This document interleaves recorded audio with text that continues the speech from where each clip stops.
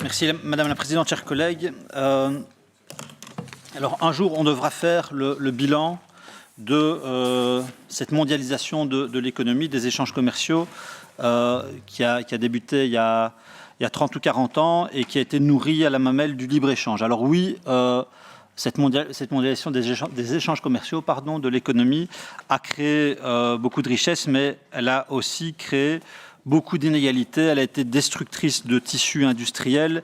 Elle a déstructuré des pans entiers de la société. Et donc, il faudra en effet faire un jour le bilan économique, mais aussi social, le bilan environnemental, le bilan politique aussi du libre-échange,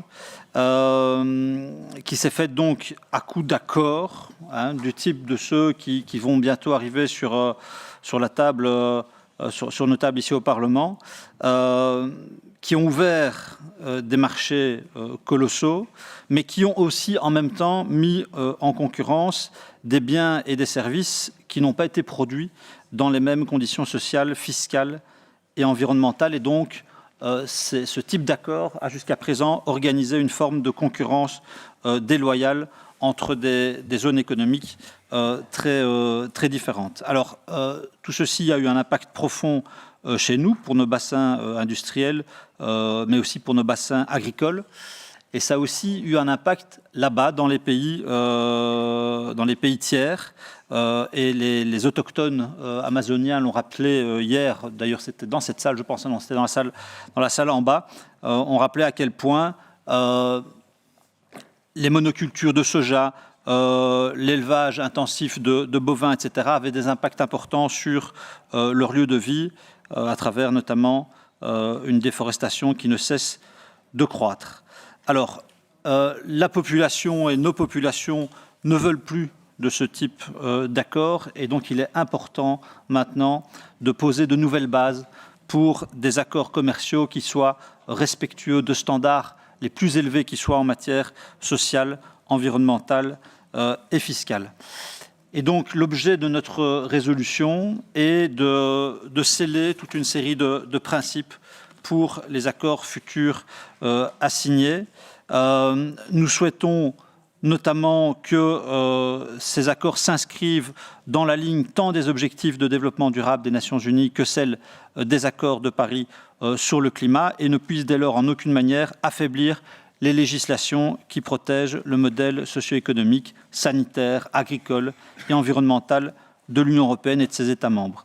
Nous souhaitons aussi faire de la ratification par la Belgique des principaux instruments de défense des droits humains, des conventions fondamentales de l'OIT, des recommandations issues des projets BEPS, de l'OCDE et des accords de Paris sur le climat, tant des obligations pour toutes les parties qui négocieront ces traités commerciaux que des conditions préalables à leur signature et a fortiori forcément à leur ratification.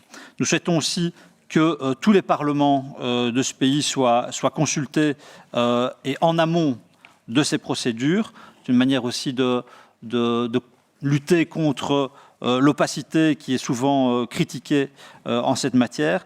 Nous voulons aussi prévoir dans les traités commerciaux un chapitre contraignant portant sur le développement durable et qui soit assorti d'un mécanisme de sanctions.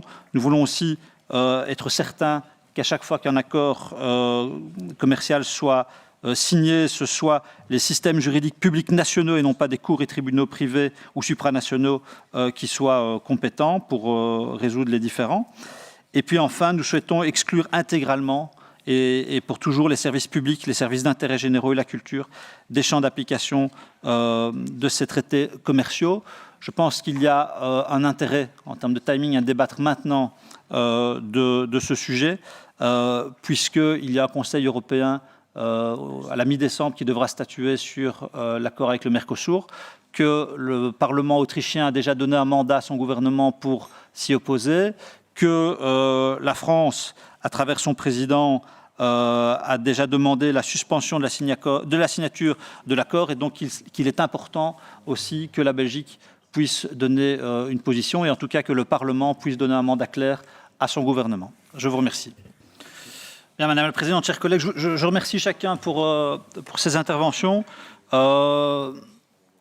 J'entends finalement pas mal de consensus sur ce qui fait le cœur de la proposition, à savoir la nécessité qui devient urgente, d'encadrer maintenant les échanges commerciaux que nous avons avec le reste du monde sur des bases qui respectent des normes élevées en matière d'environnement et de climat, des normes élevées en matière sociale et qui n'exposent pas non plus notre économie à une forme de concurrence déloyale et débridée. Et à ce titre-là, et de manière tout à fait sympathique, je voudrais quand même souligner le caractère un peu piquant du contraste entre le plaidoyer que fait la NVA pour une économie ouverte et la position que ce groupe a tenue dans le débat précédent sur la proposition de Groen, où là, l'ouverture était beaucoup moins évidente. Mais je ferme la parenthèse là-dessus. Alors, donc, chacun a compris, je pense, les objectifs fondamentaux du texte. Nous devons absolument entendre les inquiétudes qui s'expriment de plus en plus, et ça c'était très fort ressenti notamment au moment du CETA, les inquiétudes qui sont exprimées par la société civile et sur le cas du Mercosur par le secteur agricole. Et nous devrons aussi, nous ne pourrons pas échapper à une forme de bilan carbone, de bilan environnemental de ces échanges. Quel sens est-ce qu'il y a à ramener 99 000 tonnes de viande brésilienne ou argentine par an sur le marché européen, alors que nous sommes aussi producteurs de viande? Quel sens est-ce que ça a d'un point de vue environnemental et carbone? Donc voilà, je propose, dans la foulée de la présidente, que ce texte soit soumis à audition, qu'on puisse en effet entendre toute une série d'acteurs pour nous aider peut-être à leur calibrer là où les collègues le jugeront nécessaire, formuler des amendements qui renforceront le texte et en tout cas, nous associerons à tout amendement qui permettra ce type de renforcement et qui évitera évidemment de l'affaiblir. Voilà, je vous remercie. Donc, pour répondre aux collègues du MR, ce qu'on propose ici, c'est un texte cadre qui permette de définir des principes généraux valables pour l'ensemble des accords commerciaux. Et il se fait qu'il y a une actualité qui est brûlante, qui va s'imposer à nous dans les prochains jours et les prochaines semaines, c'est le Mercosur. Donc, dire que les deux débats ne sont pas liés est inexact. Au contraire, l'idée, c'est encore une fois d'asseoir des principes et puis à partir de là, de pouvoir aborder les textes Mercosur, Vietnam, enfin tous ceux qui se présenteront à nous dans les prochains mois, avec des principes clairement assumés.